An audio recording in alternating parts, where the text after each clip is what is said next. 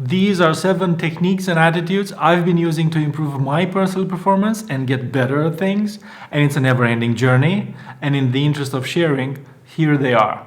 1. Own it. It is always and every time my responsibility and completely my responsibility alone to be good at something or to get better at something. I can never blame anyone else for my lack of performance. Anyone else around me, be it managers, colleagues, clients, whoever, they're facilitators at most. It is on me to be good. It is on me to get good. It is on me to create the context in which I can be good. I try to take this even a step further, and I try to avoid complaining about what other people do wrong or don't do for me. I have no issue telling it to their face if I need to, but I try to avoid complaining to third parties because that is a distraction and it doesn't help me. It is an unproductive habit.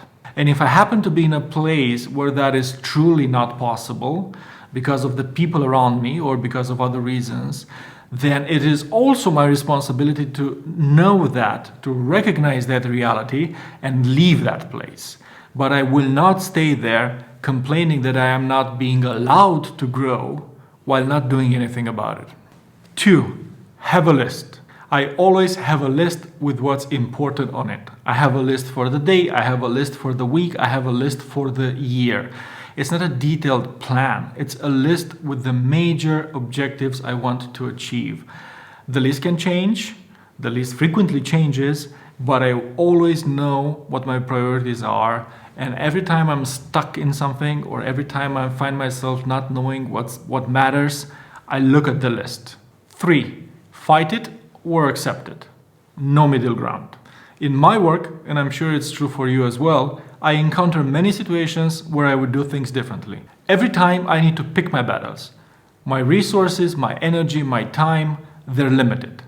I either choose to put in the work to fight something, to change it, to improve it, or if not, I accept it. What is unacceptable to me is the middle state of frustration and complaining without action.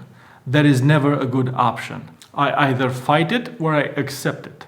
I'm never stuck in the middle, complaining about things but not doing anything about them. 4. Work is input, not output. I personally love work. I love the feeling of work. I love being tired after a good day's work. I love working. However, I know that work and effort in itself, they are something that is personal to me and they are my concern. My work is not in itself value. The outcome of my work is value. So I never expect anyone to appreciate me simply and purely because I work.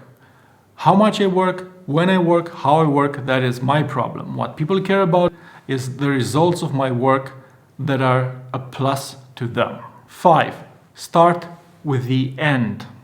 This is the lean principle of planning by looking at the value chain. I try to understand in any situation what is my ultimate objective, what is my ultimate goal, what is the final outcome I would like to achieve. And then I start working backwards from there.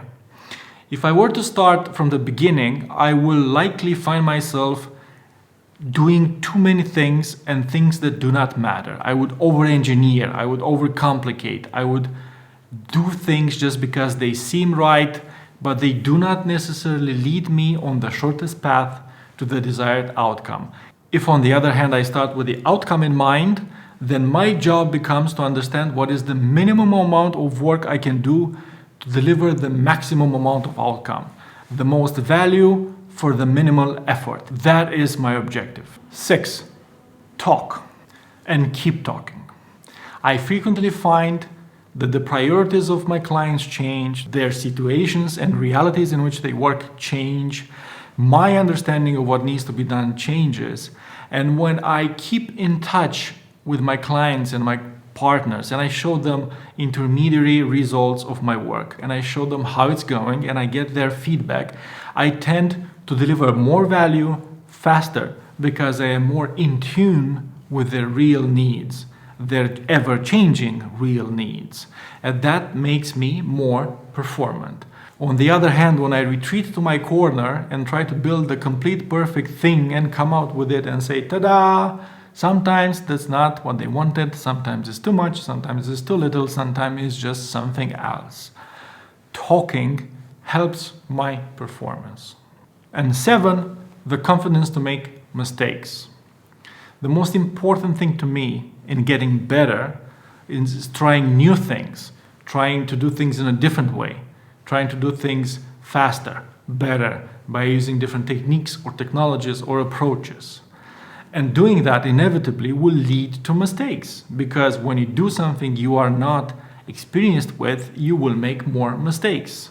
I would be much happier with an outcome of my work that is somewhat new and innovative and interesting, but has some flaws, rather than a more conventional, boring, and standard outcome, but otherwise flawless.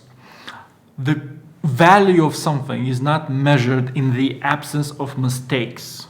That is a very narrow way to look at value, and I try to stay away from that. And I've developed the comfort to make mistakes by trying new things and understanding that you cannot do that without, once in a while, screwing up.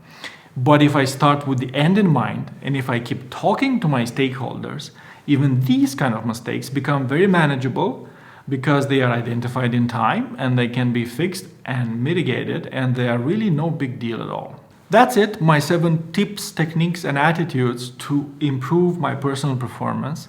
This is just me. This is what I use. I hope you found it useful, and maybe you can even pick up some of them and apply to yourself.